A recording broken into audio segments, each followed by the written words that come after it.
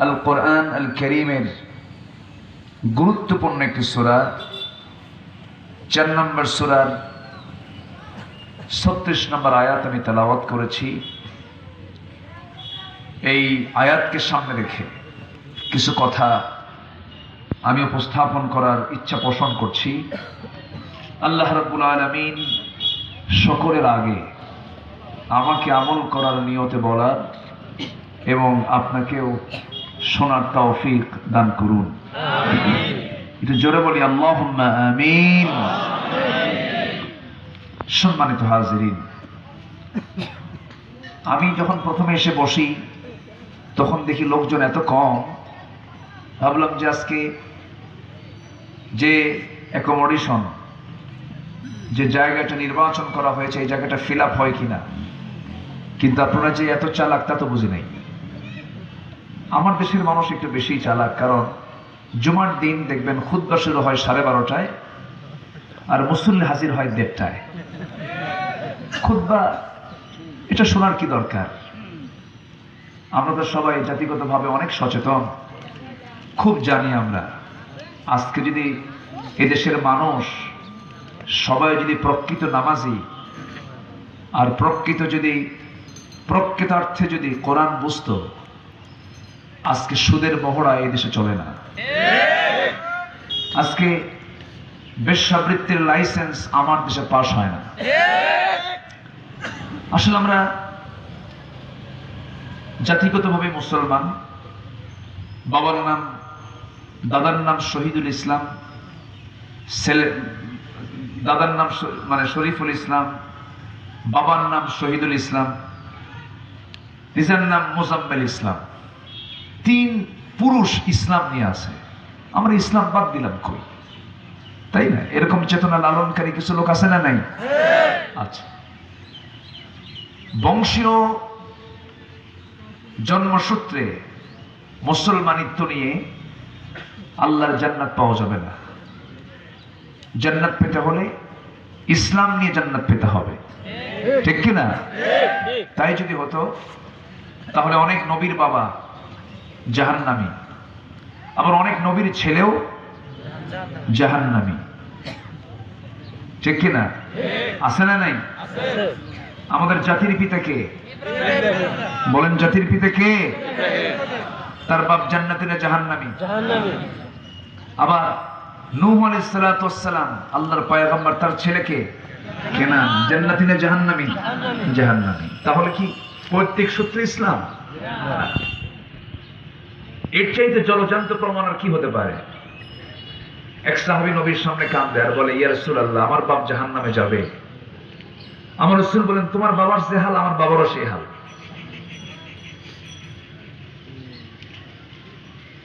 ইসলাম যার মধ্যে থাকবে সেই মুসলিম। ইসলাম যার মধ্যে নাই, সে যে জাতের হোক না কেন, সে যে জায়গা থেকে আসুক না কেন, আল্লাহ পাক তার কোনো কিছু কবুল করবেন না। সম্মানিত ভাইয়েরা, আমরা কোরআন শুনতে এসেছি, আমরা ভাগ্যবান, বলি আলহামদুলিল্লাহ। কোরআন কি সবাই শুনতে পারে? কোরআন কি সবাই মানতে পারে? কোরআনের দল কি সবাই করতে পারে? এর বিরোধিতাকারী কিছু আছে না নাই? আমরা নিকটতম এরকম ঘটনা খুব কম শুনেছি, দেখেছি। এবছর আমরা যা দেখতে পাচ্ছি, মঞ্চে উঠে মঞ্চে মারামারি, মাইক নিয়ে টানাটানি, কাদা ছোড়াছড়ি, আছে না নাই? এটা আমরা নিকটবর্তী সময় এগুলো দেখি নাই, আজকে এবছর আমরা যা লক্ষ্য করছি। তবে আমরা জাতিগতভাবে আমরা কেমন যেন চুপ মেরে থাকি, বুঝলেন? আমার বুঝে আসে না। বাড়িওয়ালা একজন, চোর 10 জন, শক্তি কার বেশি? বলেন, কার বেশি? কিন্তু বাড়িওয়ালা যদি চুপ করে থাকে, লাভ নাই, চোর তো চুরি করে নিয়ে যাবে। আজকে আমাদের এই জাতির অবস্থা হয়ে গেছে এরকম ধরনের। জাতি কথা বলে না, ইতিহাসও তাই বলে। ইতিহাসও তাই বলে। কি বলে জানেন? আজ থেকে এই তো হয়ে গেল এদেশের স্বাধীনতার 50 বছর। আবার ওইদিকে প্রায় 30 বছর, প্রায় 80 বছর আগে প্রথম স্বাধীনতা আসে টু নেশন থিওরির ভিত্তিতে 47-এ। ভারত পাকিস্তান পৃথক হলো, মুরব্বীরা ভালো বলতে পারবে। ভারত পাকিস্তান পৃথক হলো, পৃথক হওয়ার পর আমরা হিন্দু এবং মুসলিম জাতি পৃথক, এক হতে পারে না, এই ভিত্তিতে আমরা স্বাধীন হলাম। এই 47-এর আগে প্রায় 200 বছর শাসন করেছে কারা? ব্রিটিশরা। এই ব্রিটিশরা যে দেশটা শাসন করে গেল, এর আগে শাসন করতো কারা? মুসলমান। আচ্ছা, শেষ নবাব, বাংলার শেষ নবাব কে ছিলেন? সিরাজউদ্দৌলা। আমরা সবাই জানি 23শে জুন কি হয়েছে, কি ইতিহাস তৈরি হয়েছে, সবার আমার কম বেশি জানা আছে। এই সিরাজউদ্দৌলার যখন গ্রেফতার হলো, লর্ড ক্লাইভ যখন তাকে ধরে নিয়ে যাচ্ছিল, লক্ষ লক্ষ মানুষের সামনে তাকে হাত পা রশি দিয়ে বেঁধে যখন নিয়ে যাওয়া হয়, অসংখ্য মানুষ শুধু চেয়ে থেকে দেখেছে, চুপ করেছিল। ইতিহাস বলে সেদিন যদি উপস্থিত জনগণ সবার হাতে শুধু একটা করে যদি ঢিল যদি ওইদিকে ছুটত, কোন ব্রিটিশ বেঁচে থাকতে পারত না। এই জাতি চুপ মেরে শুধু চেয়ে থেকে দেখে। চেয়ারম্যান মাইক টান দেয়, জনগণের সামনে কুসুর কাটে। কথা কি বুঝতেছেন আপনারা? কথা কি বুঝতেছেন? আমরা চুপ মেরে থাকি আর ভাবি কি জানেন, যা হয় হোক, আল্লাহ দেখবে। আসলে এরকম কিছু লোক আছে না নাই? এই সমস্ত মানুষের পরিচয় বলে এরা মুনাফিক। এরা কি? আল্লাহ রাব্বুল আলামিন বলেন, ইয়া আইয়ুহাল্লাযীনা আমানু ইত্তাকুল্লাহা ওয়া কুলু কওলান সাদীদা يصلح لكم أعمالكم ويغفر لكم ذنوبكم ومن يطع الله ورسوله فقد فاز فوزا عظيما جربنا الله ইমানদারেরা, যারা ইমানের দাবি করো, ইমান যারা এনেছো, তোমরা কেবলমাত্র শুধুমাত্র একমাত্র ভয় করবে কাকে? এই পৃথিবীতে বান্দা যদি আল্লাহ ছাড়া অন্য কাউকে ভয় করে, এটা তার জন্য জায়েজ আছে নাকি? জায়েজ আছে? আমরা কি ভয় করি না? করি। ভালো করে করি। তাহলে কি হবে? কি যেন একটা ভয় তারা করে, চাকরি চলে যাবে, হামলা হবে, মামলা হবে, খুন হবে, গুম হবে, চক্রাঙ্গানি কি যেন আমাদেরকে তারা করে। না না, এমন চিন্তা মাথায় নিলে পরে বিপদ আরো কম হবে না, বেড়ে যাবে, আরো বাড়বে। আল্লাহ রাব্বুল আলামিন বলেন, ইল্লা তানফিরু يعذبكم عذابا أليما ويستبدل قوما غيركم ولا تضروه شيئا। তুমি যদি পালাও, তুমি যদি ভয় পাও, তুমি যদি পিছপা হয়ে যাও, জেনে রেখে দিও বিকল্প কোন জাতি তোমাদের উপরে চেপে বসবে। তোমরা তাদের কোনো ক্ষতি করতে পারবে না, বরঞ্চ তোমাদেরই ক্ষতি হয়ে যাবে। এজন্য মুসলমান কখনো পিঠ দেখাবে না, মুসলমান বুক দিয়ে বাতিল শক্তির মোকাবেলা করবে।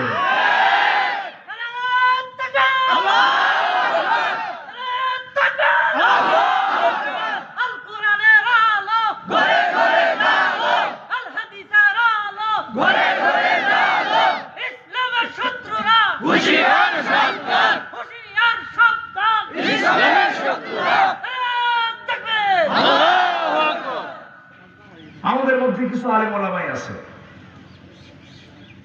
রাসূল যে রাজনীতিবিদ ছিলেন, রাসূল যে রাষ্ট্রনেতা ছিলেন, এই কথা বলতে তাদের মানসিক দুর্বলতা কাজ করে। আছে না? আছে না? এরকম আছে না? রাসূল যে একজন সফল রাষ্ট্রনায়ক ছিলেন, তিনি যে অর্থনীতি চালিয়েছেন, তিনি যে বিচার করেছেন, তিনি যে আইন প্রশাসন চালিয়েছেন, তিনি যে ফৌজদারি দণ্ডবিধি কার্যকর করেছেন, এই পার্টি কথা বলতেই তাদের মানসিক দুর্বলতা কাজ করে। এই কথা বললে তো সমস্যা। খালি কি ভাই, তাহাজ্জুদ নামাজটা ভালো করে পড়বেন, প্রথম আকাশে আল্লাহ চলে আসবে, সব গুনাহ মাফ হয়ে যাবে। বোঝেন নাই? সস্তা কিছু কথা বলেই সস্তার যে অবস্থা হয়। আজকে যদি 4.5 লক্ষ মসজিদকে যদি মুসলমানদের 4.5 লক্ষ মসজিদকে যদি মুসলমানদের সমস্ত কার্যক্রমের মূল সেন্টার বানানো হতো, মুসলমান সেই সেন্টারকে সামনে রেখে যদি কাজ করত, কোন বাপের বেটা ইসলামের বিরুদ্ধে কথা বলার সাহস পেত না। কথা বলি কারে? শোনার তো কোনো লোক নাই। কে মানবে, কে শুনবে, কে পরামর্শ দেবে? সবাই তো মহাদাদা হয়ে বসে আছে, কেউ কম না। কোন কি, ও তো ছাগল, ও কেউ তো গরু। একটা ছাগল হয়েছে, আর কি হয়েছে? গরু। আমরা এই অবস্থায় আছি। আবার যারা জেহালাত নিয়ে আছে, তাদের মুরব্বীদেরকে বুঝাবেন, কোন কায়দায় নেই। আলেমরা কি এমন দোষ করলো? আলেমদেরকে নিয়ে কত কথা, কত নিচু মানের কথা। একজন বলে গার মটকায় দাও, আরেকজন কয় হাত ভাঙবো, আছে না? আবার আরেকজন বললো খেলা হবে, আছে না? খেলা হবে। খেলবো কেন? তুমি তো ফাউল।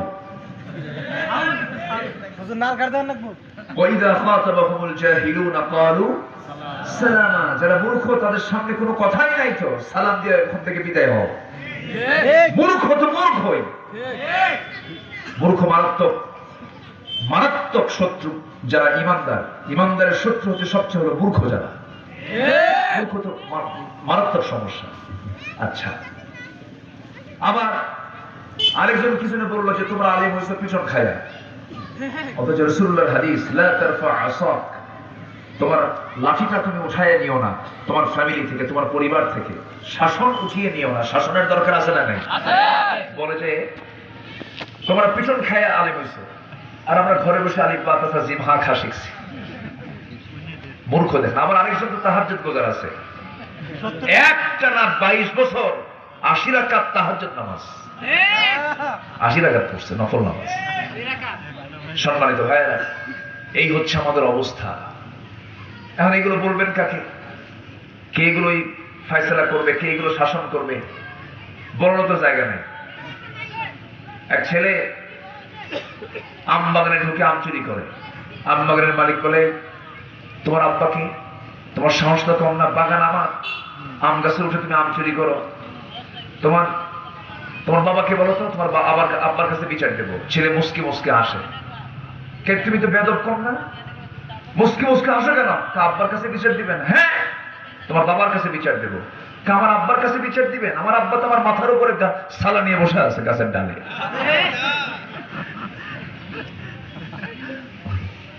কোথায় কোথায় বলবেন আপনি? বলার জায়গা নেই। এজন্য আমাদেরকে একটি প্ল্যাটফর্ম তৈরি দরকার। একটা প্ল্যাটফর্মের দরকার আছে না নাই? সেই প্ল্যাটফর্ম হবে ইসলামের প্ল্যাটফর্ম। কিসের প্ল্যাটফর্ম? ইসলাম। আল্লাহ এটা চান দেখতে। আল্লাহ রাব্বুল আলামিন বলেন, ওয়ালতাকুম মিনকুম উম্মাতুন ইয়াদউনা ইলাল খায়রি ওয়া ইয়া'মুরুনা বিল মা'রুফি ওয়া ইয়ানহাউনা আনিল মুনকার তু'মিনুনা كنتم خير أمة أخرجت للناس تأمرون بالمعروف وتنهون عن المنكر। তোমাদের ভিতরে অবশ্যই এমন একটা দল থাকা দরকার, যে দল মানুষকে সৎ কাজের দিকে ডাকবে, সৎ কাজের আহ্বান করবে, অসৎ কাজের বাধা দেবে। এই এমন একটি দল থাকা দরকার। এই দল দেখতে চান কে? এই দল দেখতে চান আমার প্রভুকে? আল্লাহ তাআলা, আল্লাহ তাআলা এই দলটা দেখতে চান। তোমাদের মধ্যে আমার একটা দল থাকা দরকার। আমরাও কি এই দল দেখতে চাই না? সবাইকে আমরা চাই না? তাহলে সেই দলের নাম কি হতে হবে?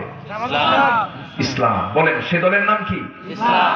তাহলে ইসলাম নামক দল এটা কার? আল্লাহ। ইসলামকে সর্বশ্রেষ্ঠ বলেন? সর্বশ্রেষ্ঠ না, ইসলাম সর্বশ্রেষ্ঠ না। ইসলামকে যদি আপনি সর্বশ্রেষ্ঠ বলেন তাহলে সকল ধর্মকে আপনার বৈধতা দিয়ে সর্বশ্রেষ্ঠ বলতে হবে। সর্বশ্রেষ্ঠ মানে কি? সবার মধ্যে শ্রেষ্ঠ, মানে সবার মধ্যে এগুলো তারা ধর্ম, এগুলো ধর্ম না।